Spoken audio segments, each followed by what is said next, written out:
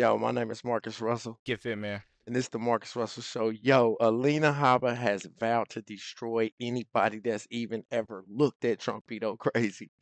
Yo, make sure y'all hit that subscribe button. I needed 10,000 subscribers so I can keep this thing going. Let's get right to it. Incoming White House counselor, Alina Habba. Alina, thank you so much for joining us. Do appreciate it. Look, there are a lot of things that have to happen before now on January 20th. I get that. But assuming everything goes smoothly, and it should, then on January 20th, the president's going to do a lot of things. But how is the president going to fight back against the efforts by the Biden administration to Trump-proof the workforce and all these other things? He's out there selling the border wall. What are the things that Trump's up against, and what is he going to do to fight back against it? Well, I think we're seeing the fight already begin, Jason. If you look at what we've done, we've had just recently an amicus brief filed against what he's doing with TikTok, because President Trump believes he can solve it in a way that will help and benefit Americans and keep TikTok regulated so that we can maintain it.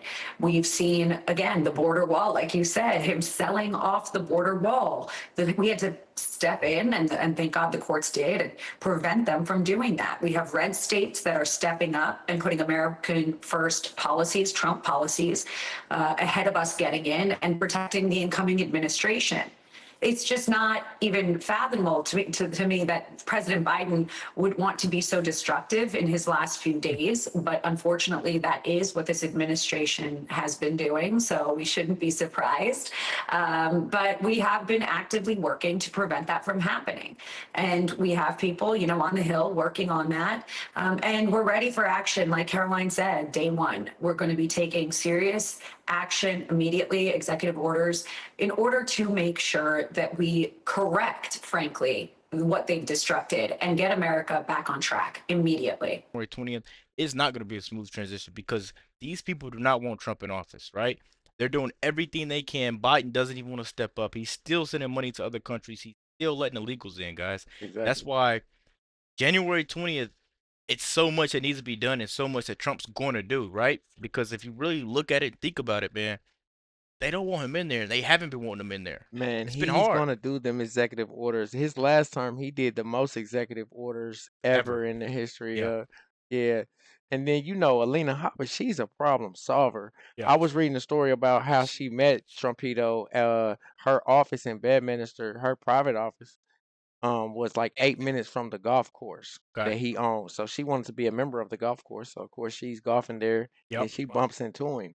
You know what I mean? And then they hit it they off, hit it and off. now she's hired. Right, Now she's a friend. part of the great administration that's about to run Oh this my country. God! 10 years later, she's running things. Come on, man. This is I love crazy. it. Make sure you guys hit that subscribe button. Let's keep going, man. Let's break this down. Now, two of the things the president has to deal with is a workforce that is not been coming into the office. And the second thing is the debt ceiling. How is what can the president do right away to deal with those two big issues? Listen, first of all, we have to clean up a lot of the mess, and that includes some of the DEI hires, some of the ridiculous decisions that were made, and putting people in that maybe didn't have the merit to be in the administration and in those positions. With having people like Kash Patel, having people like Pam Bondi, Pete Hegseth, they're going to be dealing with their departments and making sure we have the correct people in there. When you turn into debt, first of all, we've got a president that just spent, what was it, $50 billion on the Amazon. He's sending money out like it's growing on trees in the back, in the south lawn of the White House. And we have got to look at tariffs. We've got to look at some of the things that President Trump is going to do to make sure that America is not second, third, fourth, but we're first, because people want to trade with this country, but it has to be fair. And President Trump is a strong voice, a strong president who will demand respect and get our country back on track. We can't be just handing out bailouts to every country that wants anything. The Amazon wants a big check. Okay, let's do it right before we get out of office. That was the most ridiculous thing I've ever seen. But Jason, we have a president who's been on vacation for 40% of his presidency. 40%. So I don't even think he's checked in, but he has no problem spending American money, and it's got to stop. The hemorrhaging has to stop. American What's really big is I don't think it's personally Joe Biden that's spending our money. It's the people behind him that are sending money to these other Right. countries, He's right? clueless to even where he's at right Yeah, now. he's sleep half the time, like Oh she my said, with a God. hat over his head on a beach somewhere. Like we said, who's running the country right now? It And it really doesn't make sense. Trump's gonna get in there. He's gonna take the rainbow that's in the office out of it, right? taking the He's gonna flag put down, God first, you taking the know. rainbow flag down for once. The the true patriots in America right now are gonna be the only ones that are gonna thrive when he gets in office. It's And clear, I don't right? have a Light and problem that. with that. I don't have a problem with that. Yeah, because hey, true patriots here, man. That Let's part. keep going, man. And people are suffering. We need tax reforms. We need a lot of things that have to be done very quickly so that they can effectuate some change when President Trump is in there and help the American people. Yeah, it's amazing to me that President Biden was on vacation before he went on another vacation. Then he went to St. Croix, and then he's going to get back and he's going to go fly off to Italy like he's going to do some big foreign policy effort in Italy, and all at the taxpayers' expense, of course. All right, but I want to get down to the nitty gritty here. There are hundreds of billions of dollars that are trying to be spent by the Biden administration in literally the next 20 days.